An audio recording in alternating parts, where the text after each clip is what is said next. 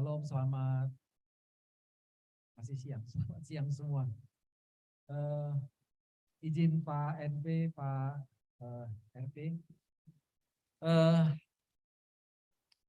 Siang hari ini pertama-tama saya mau minta maaf karena semua pesaksi didampingi istri, tapi hari ini saya tidak bisa didampingi istri karena puji Tuhan istri saya lagi ada terima kado istimewa dari Tuhan. Sudah 10 hari ini Tuhan izinkan saya yang tahun ini baru 53 tahun Pak RP, kami dapat cucu yang pertama, puji Tuhan.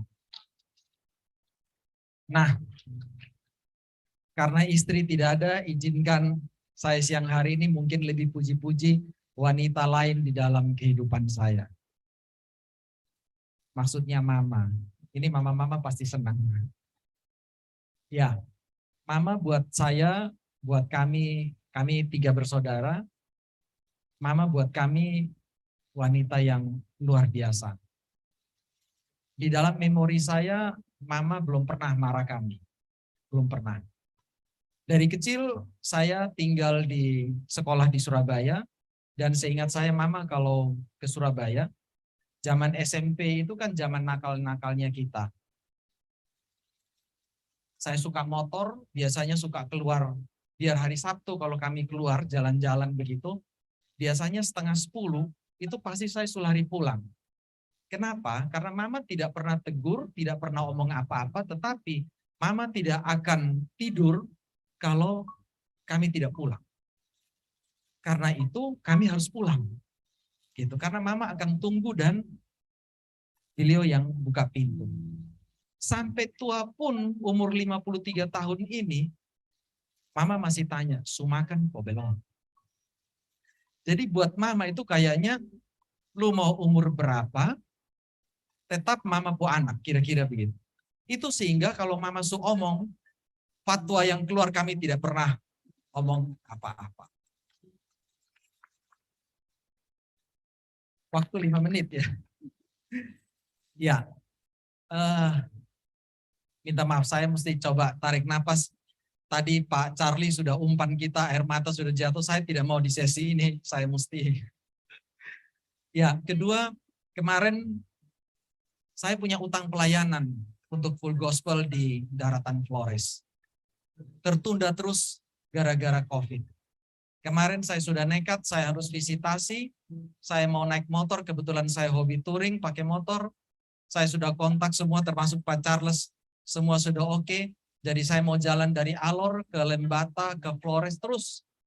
Begitu sampai di Surabaya sambil mampir-mampir ikut chapter-chapter yang ada di Daratan Flores. Istri sudah bilang, kayaknya janganlah terlalu risiko sendiri. Tetapi seperti biasa, kami laki-laki itu, oh minta maaf, mungkin cuma saya, kok Tony mungkin tidak. Kalau istri yang omong itu, biasanya dia masuk di sini langsung keluar di sebelah. Saya tetap nekat berangkat. Hari sudah ditentukan, saya sudah prepare semua, tas-tas saya, side bag semua sudah ada di atas motor, motor saya sudah siap. Besok pagi jam 10, ferry sudah berangkat dari Alor ke Loleba. Ke Loleba, saya naik ferry itu dengan motor sudah beres semua. Jam 7 malam, mama telepon. Cuman omong bilang, Denny jadi berangkat. Jadi, dengan siapa? Sendiri. Mama bilang, sebaiknya jangan. Kenapa kok sendiri? Beliau tutup telepon. Apa yang terjadi? Saya batal berangkat.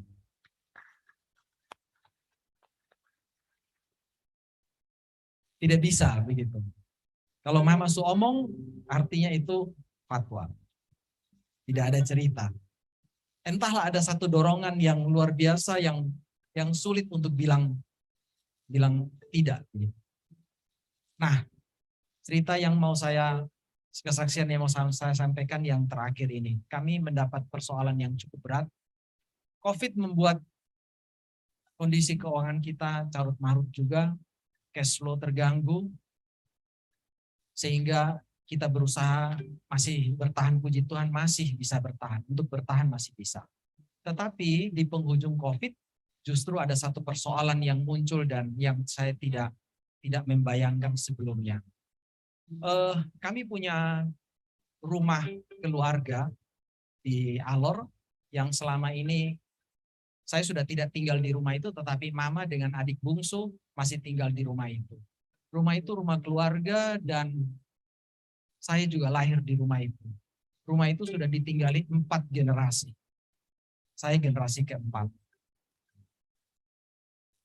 Minta maaf, artinya kalau yang tinggal di rumah itu termasuk anak saya pernah tinggal di situ, artinya rumah itu sudah ditinggali 5 generasi. Karena rumah keluarga tahun 70 sekian, 80-an, papa renovasi rumah itu, jadi rumah yang cukup besar buat kami, buat adik-adik papa juga tinggal di situ. Nah, karena papa sudah punya rumah yang lain, rumah itu diatasnamakan salah seorang adiknya papa gitu. Papa tidak pernah bilang apa-apa. Papa cuma bilang ini rumah keluarga, kalian semua tidak boleh, Denny tidak boleh, karena di keluarga saya yang paling sulung. Siapapun itu, adik, kandung, sepupu, datang, ini kita punya rumah sama-sama semua.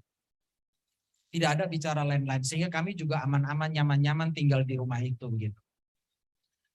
Setelah papa meninggal, kemudian mulai ada muncul kasus salah seorang sepupu bilang itu rumah atas nama dia begitu. Tetapi itu tidak terlalu serius. Baru belakangan ini mungkin dia juga punya kesulitan, dia mulai tawar-tawarkan ini rumah supaya kami beli. Sebetulnya ini kesempatan kami harus beli, tetapi keuangan tidak memungkinkan untuk beli rumah yang cukup besar dalam kondisi seperti ini. Jadi saya juga tidak terlalu tanggapi. Tetapi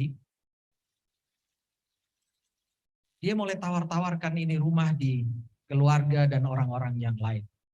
Kemudian waktu kami makan malam, mama sempat tanya. Mama tanya lagi, Den, apa betul ini rumah katanya sudah ditawar-tawarkan ke orang? Mama cuma bilang,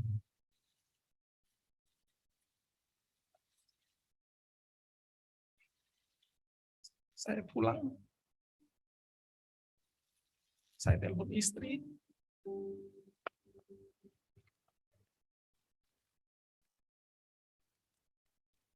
saya tidak bisa membayangkan kalau mama tahun 68 datang di Alor, tinggal di rumah itu, dan sekarang dia harus keluar dari rumah itu. Kami bersepakat cari kami. Dan ternyata ada yang bantu, dan puji Tuhan rumah itu kita ambil.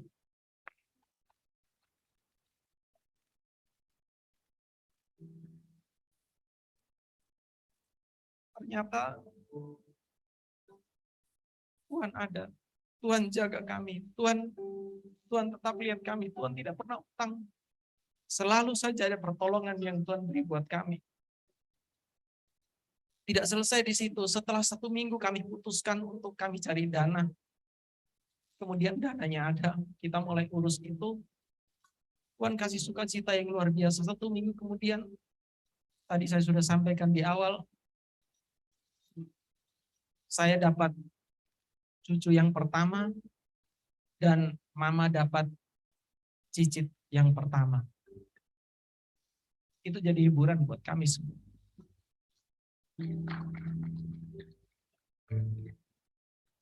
Mohon doa, dukungan,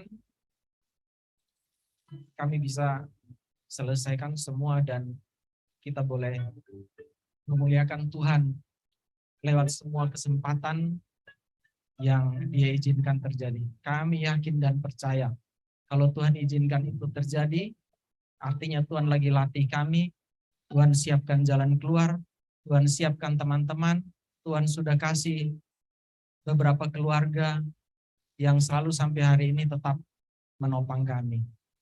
Terima kasih untuk kesempatan yang diberikan. Tuhan memberkati kita semua.